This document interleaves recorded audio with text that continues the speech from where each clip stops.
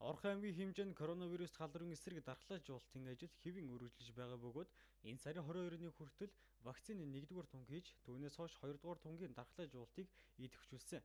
Манай аймагт 18-аас дээш насны нийт хүн амын тоо 68,597 байна. Харин гадаад улс болон бусад орон нутагт амьдардаг 4264 иргэн байна.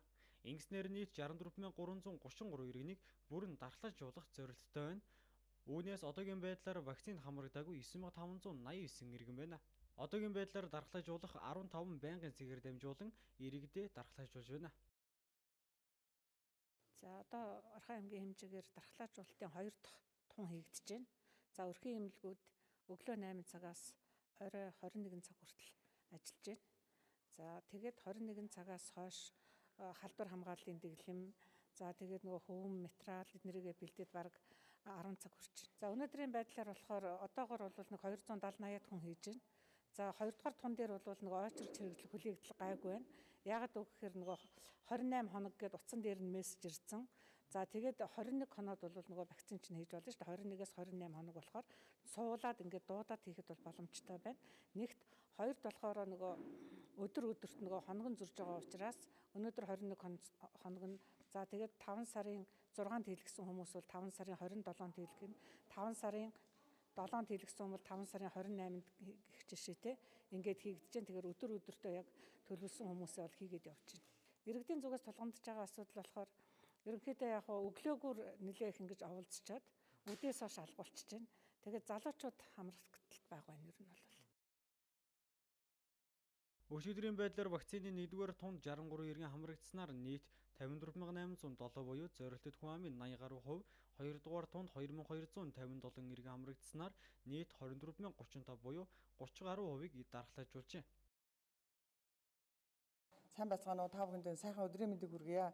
За дархлаажуулалтын аян эхлээд өнөөдөр ерөнхийдөө бол 4 сарын 30-наас эхлээ явагдаж байгаа. За өнөөдөр бараг 24-5 хоног дээр явагдаж байна. За Монгол улсад хэрэгжиж байгаа дархлаажуулалтын аян маань улс орон даяар хэрэгжиж байгаа. За ерөнхийдөө дэлхийн нийт даяар ковид цар тагал гэдэг өвчин гараад өнөөдөр бид 2 жилийнхаа нүрийг үзэж байна. За ковид-19-ийг өнөөдөр дархлаажуулалт буюу вакцин гэдэг юмар л өнөөдөр аварна тийм ээ. За дэлхийд даяар өнөөдөр ковид-19 маань дэлхийд даяар өнөөдөр дэлхий бүхийж байгаа. За тэр дундаа манай Монгол орн бол маш эрсдэлтэй бас ийм үед бид нар амьдарч байна. За вакцин гэдэг маань өнөөдөр бид нар ганцхан өнөөдөр нь ковидын вакцин гарч байгаа юм биш. Бид нар үе олон улаан бурхан, сэлхэн цэцэг гэсэн энэ тарилга талдварлах өвчнүүдийг бид нар вакцин гэдэг юмар л аварч байгаа.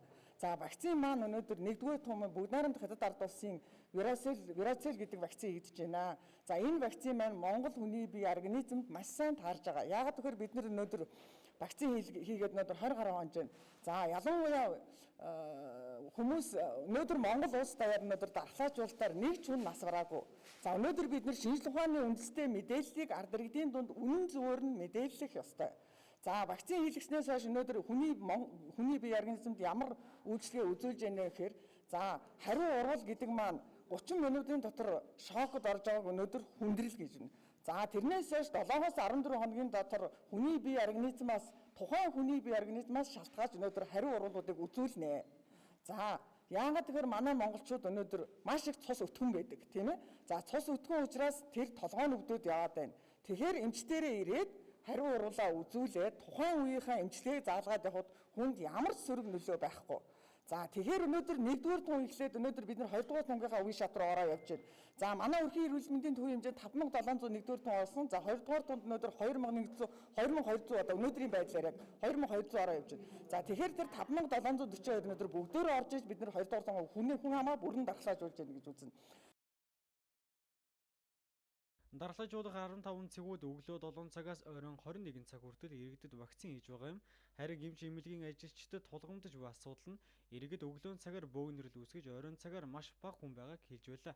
Мөн залуучуудыг идэвхтэй хамрагдахыг уриалж байна.